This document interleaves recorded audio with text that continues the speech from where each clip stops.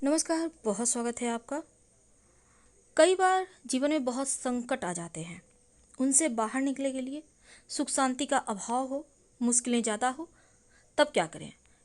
क्योंकि खुशियाँ जो होती हैं ना, वो हर तकलीफ़ को हटा देती है, या फिर खुशियाँ आती ही है सेलिब्रेट करने के लिए।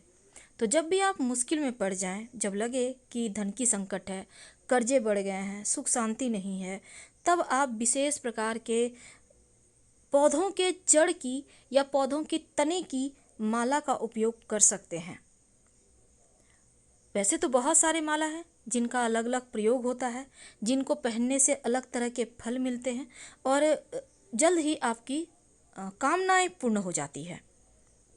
तो उसी में से जो माला है जिसके बारे में आज हम बताएंगे, आज हम आपको कर्जों से बाहर निकलने के लिए, धन प्राप्ति के लिए, शनिदेव की दशाओं से बाहर निकलने के लिए, किसी भी तरह का बुरी दशा है, आपको टेंशन है, परेशानियां ज़्यादा है, तब आप कौन सा माला कब पहने, किसका फल मिले। तो पहले हम बात करेंगे चंदन की माला की। चंदन दो तरह का होता है, एक तो रक्त चंदन, दूसरा श्वेत। और अगर आपके घर में बहुत ज़्यादा, किसी को भी, बच्चे हैं, बड़े हैं, किसी को भी सर्दी की शिकायत बहुत ज़्यादा हो, हमेशा हमेशा जुकाम हो जाता हो, क्योंकि मंगल ग्रह भी इससे दूर होता है, तब इस माला को धारण करना चाहिए। या फिर एक टुकड़ा आप अपने पास भी रख सकते हैं या कलाई में पहन सकते हैं। तो इससे क्या होता है ना, मन की समस्या समाप्त होती है, मन शांत रहता है, सर दर्द की समस्या दूर हो जाती है। तो चंदन की माला आप दोनों में से कोई भी माला यूज कर सकते हैं। इसके बाद आता है स्फटिक। स्फटिक पत्थर है, कांच के जैसा होता है, विशेष कटिंग से इसकी माला बनाई जाती है। स्फटिक का श्रीयंत्र बनता है, शिवलिंग बनता है, बहुत तरह की मूर्तियाँ बनती हैं। तो स्फटिक जो कांच की तरह होता है, विशेष पत्थर है, और इससे जो मोती निकाल कर मालाएं बना जाता है, इससे शुक्र मजबूत होता है। माँ लक्ष्मी की उपासना भी कर सकते हैं और गले में धारण कर सकते हैं। इससे लक्ष्मी प्रसन्न होती है, धन की मुश्किल दूर होती है। तो ये जो माला है, बस आपको कोई भी माला पहने, एक बात याद रखिए, सुबह स्नान करके पहने और फिर आप रात में सोने के पहले खोल दें। नॉनवेज मत खाइए, इन मालाओं को पहनकर बनकर इनकी शक्ति घट जाती है। अब देखिए मोती। मोती की माला धारण करने से संसार के समस्त प्रकार के सुख मिलते हैं, चंद्र दोष भी नष्ट होता है, और मोती की माला मन की समस्या समाप्त तो करती है, खासकर जो जिनका चंद्र दोष है या फिर जो कर्क राशि वाले हैं उनके लिए ज़्यादा लाभकारी है। सोमवार के दिन आप स्फटिक की माला और मोती की माला दोनों ही धारण किया जा सकता है। अब देखिए, एक बहुत ही आपको जैसे कि अजूबा लगेगा सुनकर, मोती के साथ होते हैं शंख या फिर जो दीप की माला, इसको भी बहुत सारे लोग पहनते हैं। इसके बाद नंबर आता है जामुन की गुठली का माला। जामुन का पेड़ का लकड़ी का भी माला बनाकर पहना जा सकता है, लेकिन उससे भी ज़्यादा असर करता है बरगद के पेड़ की जटाओं, यानी जड़ जो होता है उसका माला। अगर आप माला इस तरह से इसकी जटा को तोड़कर लाल धागे में पिरोकर इसको बनाकर आप शिव जी को अर्पित करें, फिर धारण करें, तो कर्जों की समस्या समाप्त होती है। आप धारण ना भी करें, एक ही आप जटा लेकर आप कलाई में धारण कर सकते हैं, पॉकेट में रख सकते हैं या धन स्थान पर रख सकते हैं। इससे धन की समस्या दूर हो जाती है। और जामुन की गुठली, या फिर गुठली याद है ना, जानते होंगे आप, और साथ ही आप इसकी लकड़ी की भी माला पहन सकते हैं। मकर और कुंभ राशि वाले अगर पहने तो शनि बहुत प्रबल हो जाते हैं, फिर सब कुछ प्राप्त होता है। हल्दी की माला भी पाई जाती है, और हल्दी का माला से अगर आप मंत्र जप करें तो शत्रु शांत रहते हैं। लेकिन अगर आप इसको धारण करते हैं तो भाग्योदय होने में जो भी गड़बड़ है या भाग्य दोष है वो समाप्त हो जाता है। हल्दी की माला धारण करने से कामनाओं की पूर्ति होती है, और अगर किसी को पीलिया है, जॉन्डिस जिसको कहते हैं, तो वो भी समाप्त होता है। गुरु बलवान होता है, गुरु संबंधी दोष समाप्त होते हैं, शत्रु बाधा होती है हल्दी की माला धारण करने से। उसके बाद आता है नंबर रुद्राक्ष का। अब रुद्राक्ष का माला कोलेस्ट्रॉल को कंट्रोल करता है। रुद्राक्ष आप 26 मनके की माला धारण कर सकते हैं सर पर, 50 मनके की माला गले में, 16 मनके की माला बाह में, 12 जो रुद्राक्ष होते हैं वो मणिबंध में पहनने का विधान है, और 108 दानों का माला पहन ले तो अश्वमेघ यज्ञ का फल मिलता है। यहाँ तक कि पद्म पुराण, शिव पुराण में ये तक लिखा गया है कि रुद्राक्ष की माला पहनने वाले शिवलोक में जाते हैं। तो इसका भी वही नियम है, रात में सोने के पहले आपको खोल देना है।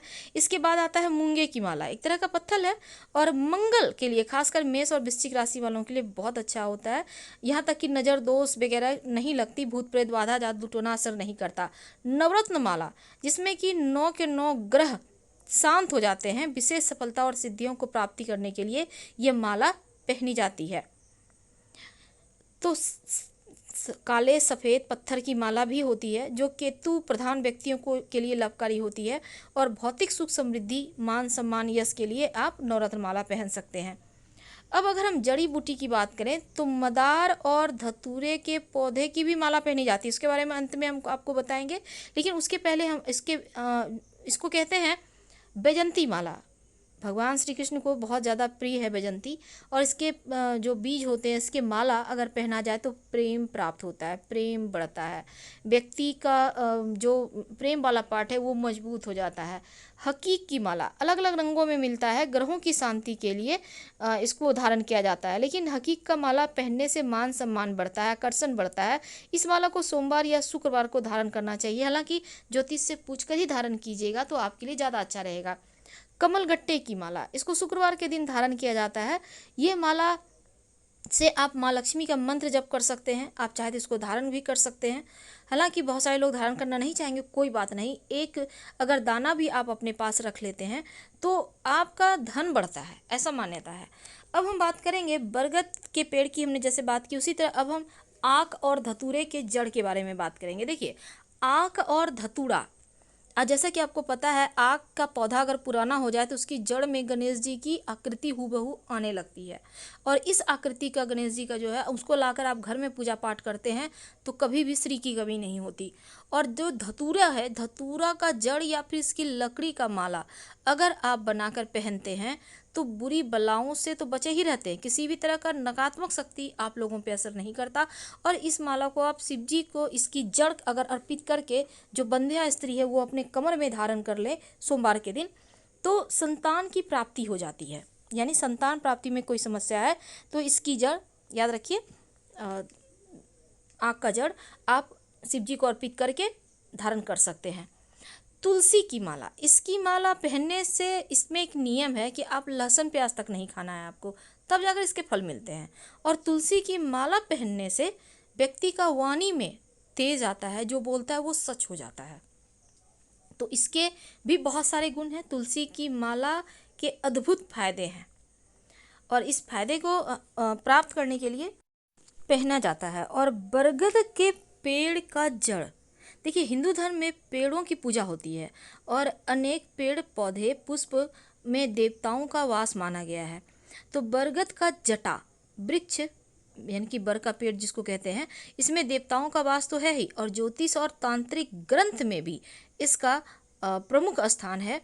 तो इसके वैसे तो देखिए, बरगद की जड़ ग्रहों की शांति के लिए बहुत काम आता है और जड़ बहुत चमत्कारिक है। इसकी जड़ को कब धारण करें? देखिए, वैदिक ज्योतिष के अनुसार इस वृक्ष पर मंगल का आधिपत्य है और मंगल ग्रह की शांति के लिए जड़ धारण करना चाहिए। बरगद का जड़ धारण करने से विवाह की समस्या समाप्त होती है और अंगारक दोष शांत हो जाता है। अगर भूमि भवन संपत्ति के कार्यों में रुकावट है तो भी इस जड़ को आप धारण कर सकते हैं। यहाँ तक कि प्रॉपर्टी का व्यवसाय जरूर धारण करें, कर्ज मुक्ति के लिए भी इसको धारण किया जाता है और साथ ही मानसिक शांति, विचारों की शुद्धता आती है। यह है बिल्व का पेड़, बिल्व पत्र का पेड़। इसकी जो ठाल होते हैं उसको सुखाकर छाया में या ऐसे भी सुखाकर, अगर इसका छोटा छोटा मनका बनाकर या बांध कर आप गूंथ कर लाल धागे के सहारे फिर गले में धारण करते हैं तो आपके ऊपर लक्ष्मी की कृपा बरसती रहती है। और लक्ष्मी की कृपा बरसेगी तो फिर चारों दिशाओं से धन बरसेगा। यानी इसकी माला अगर पहने तो आपके जीवन में कभी भी धन की कमी नहीं होती। तो आक, धतूरा, बरगद का जड़ और बेल का वृक्ष का डंठल, यानी कि डाल का जो माला होता है, मोती होता है, इसकी महिमा तो पुराणों में भी बहुत ज़्यादा बखान किए गए हैं। तुलसी की माला जरूर धारण करें, लेकिन याद रखिए लहसुन प्याज नहीं खाना है। बाकी सब माला में आप लहसुन प्याज तो खा सकते हैं पर मांस मदिरा का सेवन नहीं करना है।